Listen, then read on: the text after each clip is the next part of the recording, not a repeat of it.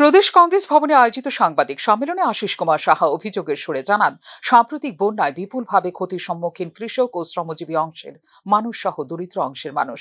কিন্তু দুর্গতদের আর্থিক সাহায্যের ক্ষেত্রে কেন্দ্রীয় সরকার নীরব বলে অভিযোগ করেন প্রদেশ সভাপতি। রাজ্যে এত বড় বিপর্যয়ের পরেও কেন্দ্র এই বিপর্যয়কে জাতীয় বিপর্যয় হিসেবে ঘোষণা করেনি বলে জানান তিনি। বন্যায় ক্ষতিগ্রস্তদের জন্য কেন্দ্রীয় সরকার কোনো ধরনের আর্থিক প্যাকেজ দেয়নি বলে সংবাদ সম্মেলনের ক্ষোভ প্রকাশ করেন প্রদেশ কংগ্রেস সভাপতি।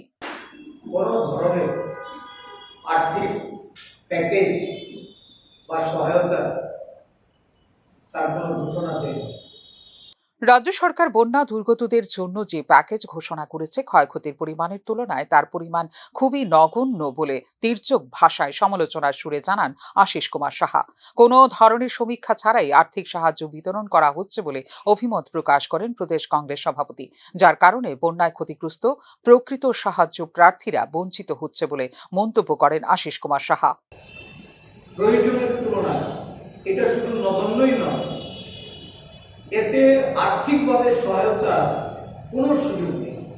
এদিন সাংবাদিক সম্মেলনে কংগ্রেস বিধায়ক সুদীপ রায় বর্মনকে সরকারি আবাস ছাড়ার জন্য যে নির্দেশ দেওয়া হয়েছে তারও সমালোচনা করেন প্রদেশ সভাপতি। এই ঘটনাকে অমানবিক আখ্যা দিয়ে প্রদেশ কংগ্রেস সভাপতি জানান, অন্যায়ভাবে সরকারি আবাস ছাড়ার জন্য বিধায়ক সুদীপ রায় বর্মনকে বাধ্য করেছে সরকার। এটা অত্যন্ত অমানবিক এবং আমি বলবো যে অন্যায়ভাবে করা হচ্ছে।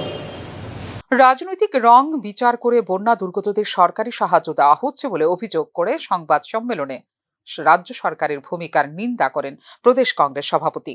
Bureau report, news now.